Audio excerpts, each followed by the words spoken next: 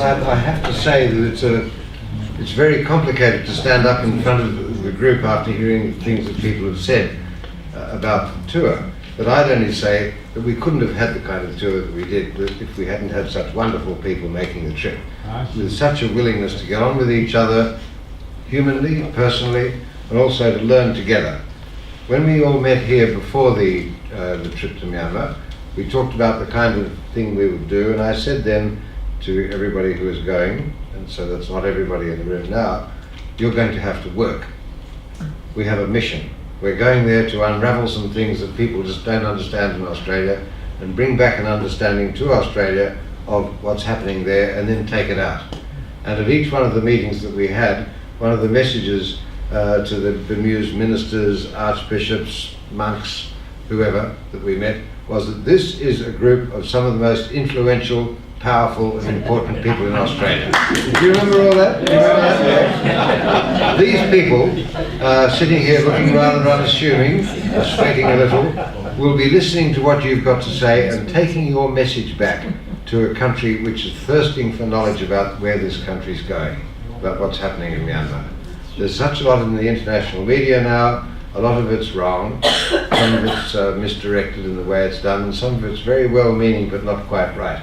We want to use the opportunity for you to talk to this very influential and important group and get a message across that will make sense at the other end and help to transform the way Australians think.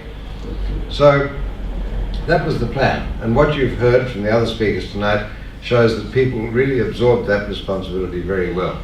And I know that they've been out, that all of us have been out with our friends and with other groups and talked about what we've seen and whereabouts it might take us into the future. We have quite some distance to go. The politics of Australia right now don't make it easy to get a message across into upper levels of government or even into AusAid about what we think needs to happen, but that will change. On the other hand, there are plenty of people in business who are interested in in the message that we bring back, and that's very important, and we will continue to do that. There were some references made to politics. I think Robin said that we met people at the 4 levels of government. Actually, there are 4 levels of government laid out in the Constitution of Myanmar. So there's the national government, then there are states, as we would understand them. They're called states or divisions. A division is a Burman population, a state is an ethnic state, Karen, Shan, etc. Then there are townships, which you've heard reference to, and then there are villages, and then beneath the village, but not in the Constitution, there is a 5th layer of government, and we had the pleasure of meeting that level as well. That's called the 10-house unit. The whole country, 60 million people, is divided into 10-house units, and a group of 10 houses will have a leader. That leader, elected by the people in the 10-house group, will then go to the next layer of government, the village, and then on from there. And we met people at all 4.5 levels of government. It's very interesting that we were able to do that.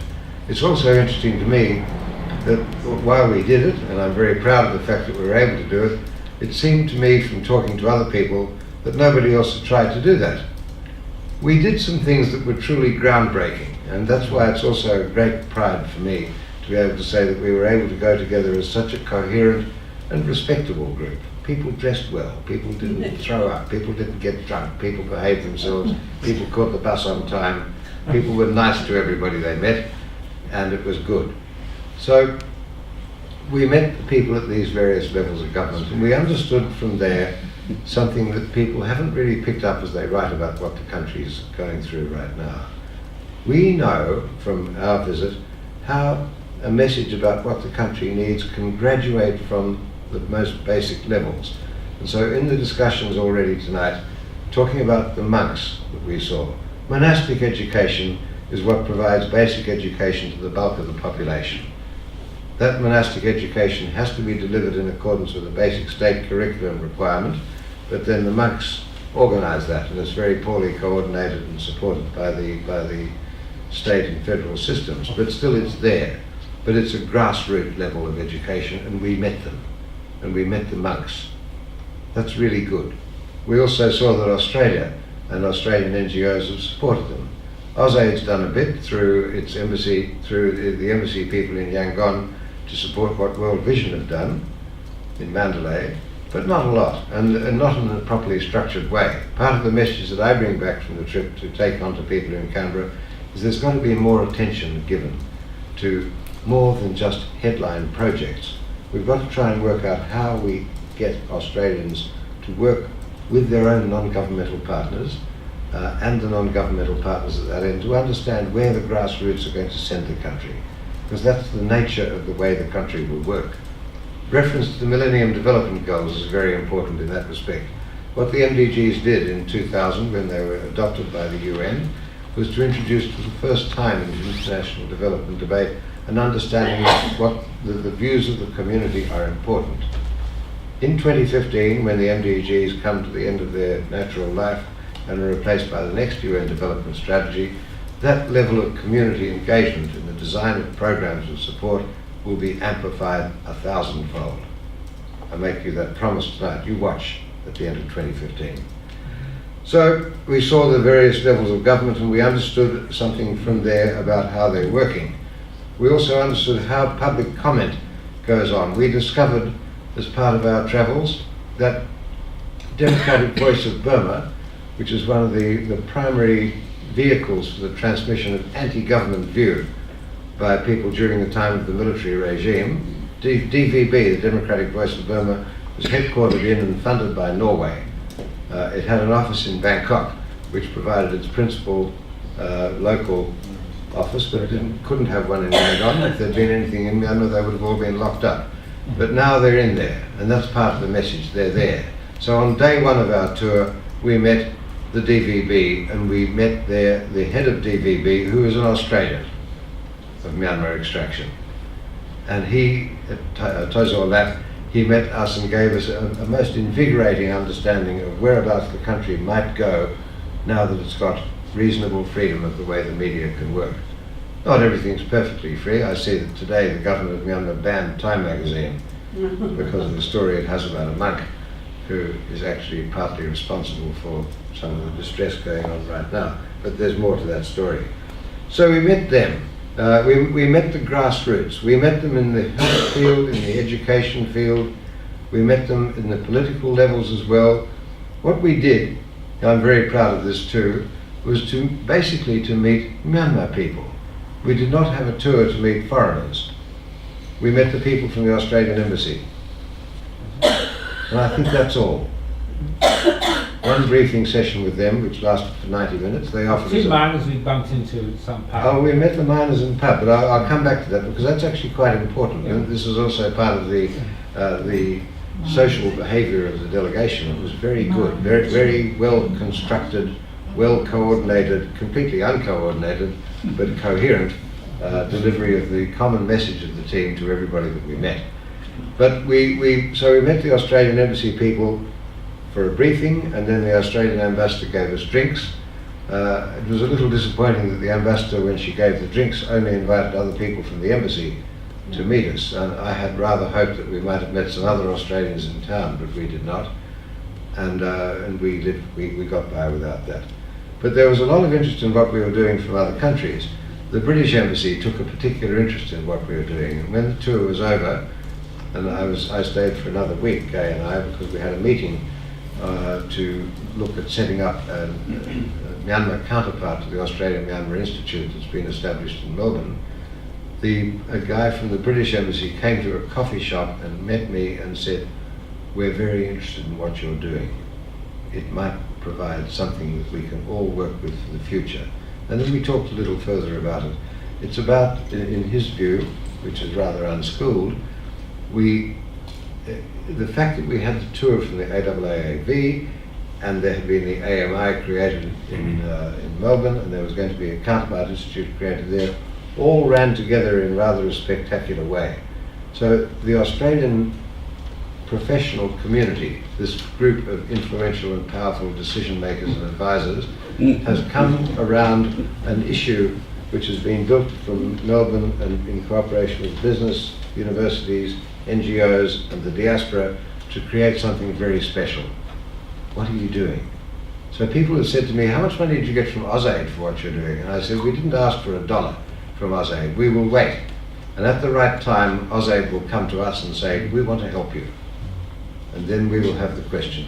Do we say to them, sit over there and fill out our forms, or do we take their money a little more quickly? We'll see. Just back onto some of the things that other people have said, I think I should make some reference to them because they also have to do with politics. The layers of government. One of the things that I thought that we might be able to do would be to try to build some sort of understanding in Australia of the support that needs to be given to local government in the country, in Myanmar, if they're going to be able to do something which is directly supportive of the way governance as a whole through the country works. And one of the levers for that could be the work that's done in Melbourne on heritage protection, and the work of the Yangon Heritage Trust, who we saw in Yangon, and similar sorts of institutions. That's quite prospective. There's a lot of work being funded by AusAid at the insistence of Minister Carr on heritage protection in Yangon, but it's mainly around the issue of the colonial heritage buildings. But then it turns out that there's work which has involved Australians, which has been sponsored by UNESCO, on the preparation or re-preparation of Pagan as a potential World Heritage Site for listing in the World Heritage Series, and on work on 3 other ancient capitals in Myanmar predating Pagan. And there are Australians involved in that working with UNESCO. So then we start looking at where else Australians are working and for whom else they are working. There's a great range of things. Anyway, Melbourne City Council is interested in this. It turns out there's a man called Thomas Swales, who is an English architect, who went to Yangon in the, I think it must have been in the around about the time of the First World War, did some buildings in Yangon, including St Paul's School, and then migrated to Melbourne and did some buildings here. There's a building at 414 Burke Street, which has got the Sirocco leather shop in it, if any of you know that building. That's done by Thomas Swales. It is not in the Melbourne Heritage List. Attempts which have been made to get Minister Guy, is that his name, Planning Minister, to understand that this is a building that needs to be protected have fallen so far on deaf ears. Back to Yangon. And all I know from the Lord Mayor is that he understands the importance of trying to maintain some coherent link between Melbourne and Yangon, and he understands too that there's a task for the City Council perhaps in trying to help Yangon with its own municipal governance development. The other thing I'd say about the School for the Deaf, which is interesting in a political sense, is that we heard about how the School for the Deaf had really run out of money during the time of sanctions. They had nothing they could work with. The supply routes for money that came from churches and NGOs and other people outside the country were locked off because the sanctions forbade the movement of money into the country. So what we saw was that it's possible to build an airport, it's possible to put up things like the Traders Hotel where we stayed, it's possible to do all sorts of rather grand construction during sanctions, but it's not possible to get $250 to the School for the Deaf. So one of the other things that I think we need to take to people is some better understanding of how the humanitarian impact of sanctions should be measured. When we had the meeting on the 11th of May to set up the Counterpart Institute for the Australia-Myanmar Institute, several of the people that we met, including Weezer, the monk from near Mandalay, including Christina from the School for the Deaf, and several of the other people we saw, including the people who heard about us, the rector of Mandalay Technological University, came to the meeting and gave themselves into the programs that we were looking at. So that's good.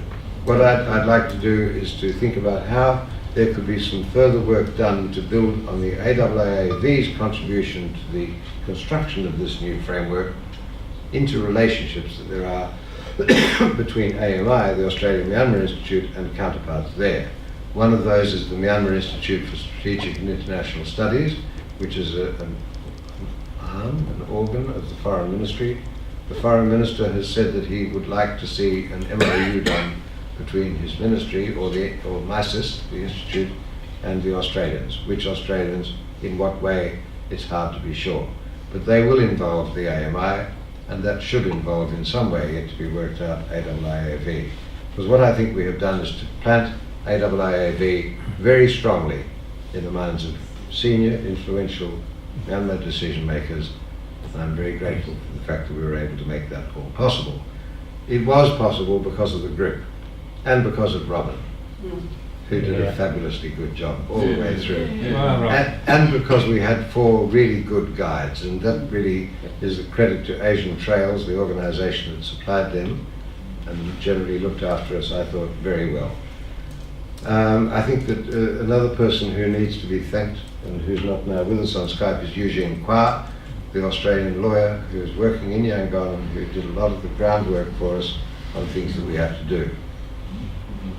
So that's it. I should say one thing about Township University, because John Bird referred to them. When we were going around Inlay Lake and we saw the silversmith, who was in one of the slides that Gay mentioned, the silversmith shop, as those who were watching it carefully would have seen, is a shop that would have done credit to anywhere in the world as a silversmith shop. It was clean, it was beautifully laid out, the materials were of the highest quality, it was well lit, and the people who were there were well dressed and they spoke good English. So I said to one of them, this is very interesting, and she said she was a student at Township University. I said, really? That's interesting. Who else has been at Township University? And she pointed to another lady over there, a young lady, who then came across and whose name was Yedana. She's the daughter of the owner of the shop, and she's about 25.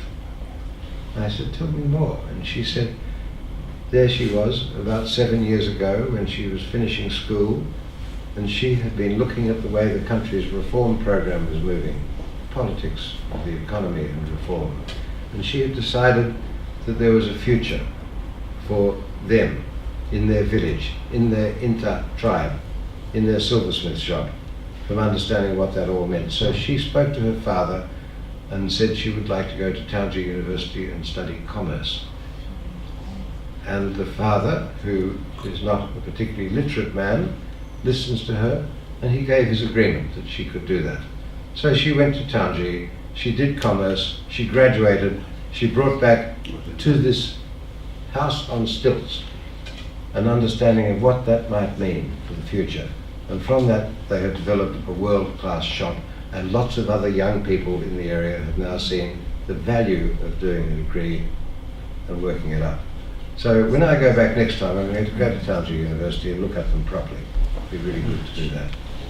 Thank you very much to everybody for making all this possible. Thank you to Les, who's the chairman of the Study Group Committee. Thank you in particular to Robin. Thanks to Peter. Thanks to everybody who went with us.